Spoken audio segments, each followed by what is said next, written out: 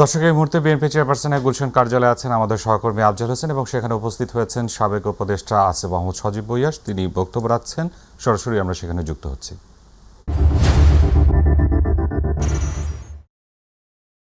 রাজনীতি, ফ্যাসিবাদ এবং যেই পেশিশক্তির রাজনীতির যেই পতন ঘটেছে বাংলাদেশের মানুষের হাত ধরে, সেটা সামনের দিনেও সেই পুরনো রাজনীতি আর ফিরে আসবে না, এটাই আমরা প্রত্যাশা রাখতে পারি। এবং বেগম খালেদা জিয়াকে যেভাবে বাংলাদেশে প্রতিহিংসার কারণে প্রতিহিংসার শিকার হতে হয়েছে, সেটা আর কোনো রাজনীতিবিদকে ভবিষ্যতে হতে হবে না, এটাই আমাদের প্রত্যাশা থাকবে। তিনি সবসময় তারুণ্যের শক্তিকে প্রাধান্য দিতেন। আমরা দেখেছি 90-এর গণঅভ্যুত্থানের পরে গণঅভ্যুত্থানের নেতৃত্বকে যেই দলেরই হোক, যেই ছাত্র সংগঠনের হোক, তিনি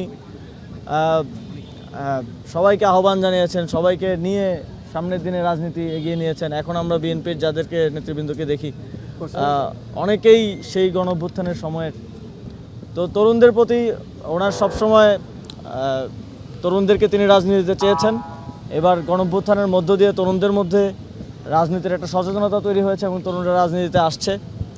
তো সামনের বাংলাদেশ আমরা মনে করি, বিশ্বাস করি যে তার যেই কর্মপন্থা এবং আদর্শ ছিল, তার মধ্য দিয়ে সামনের বাংলাদেশ এগিয়ে যাবে। গণতান্ত্রিক উত্তরণের যেই কঠিন বা সংকটময় সময় আমাদের সামনে আছে, সেটাও আমরা উত্তরণ করব এবং বাংলাদেশ স্থিতিশীলতা এবং উন্নতি এবং অগ্রযাত্রার দিকে এগিয়ে যাবে।